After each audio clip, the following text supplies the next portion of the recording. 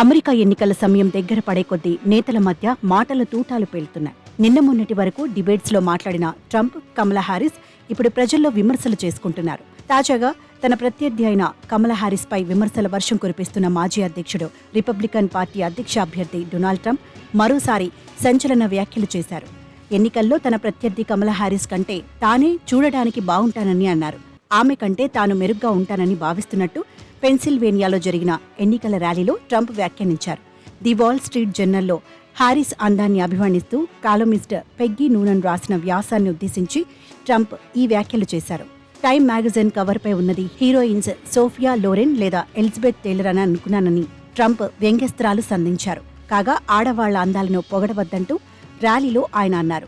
Republican senate అభ్యర్థి డేవిడ్కు సూచన చేస్తున్నట్టుగా ట్రంప్ ఈ వ్యాఖ్యలు చేశారు. ఇలాంటివి మాట్లాడటానికి మీకు అనుమతి లేదు. ఇలాంటి ఇబ్బందుల్లో పడొద్దు. దయచేసి స్త్రీలు అందంగా ఉన్నారని ఎప్పుడూ అనకండి, ఎందుకంటే అది మీ రాజకీయ జీవితానికి ముగింపు అవుతుందని మాజీ అధ్యక్షుడు వ్యాఖ్యానించారు. ట్రంప్ చేసిన ఈ వ్యాఖ్యలు రాజకీయంగా చర్చనీయాంశంగా మారాయి. ఎన్నికలు సమీపిస్తుండటంతో గత 3 వారాలుగా హారిస్పై ట్రంప్ విమర్శల దాడిని పెంచారు. అయితే వ్యక్తిగత విమర్శలకు సైతం ట్రంప్ వెనకాడటం లేదు. కమలకు వెర్రి అని కూడా ఈ మధ్య వ్యాఖ్యానించారు. మరోవైపు కమల ఏ విషయాన్నైనా చెత్తగా చెబుతారని ట్రంప్ విమర్శించారు. ఆమె మాటల్లోనే అబద్ధాలు దొరికిపోతాయని పేర్కొన్నారు. అమెరికాలో ఉద్యోగాలు పెంచడానికే విదేశాలపై టారిఫ్లు విధిస్తామన్నారు.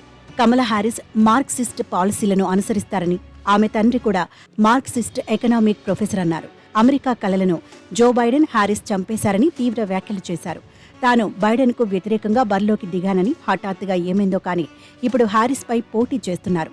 ఇక ఈ శుక్రవారం కమలా హారిస్ ప్రకటించిన ఆర్థిక ప్రణాళికపై కూడా ట్రంప్ విమర్శలు గుప్పించారు.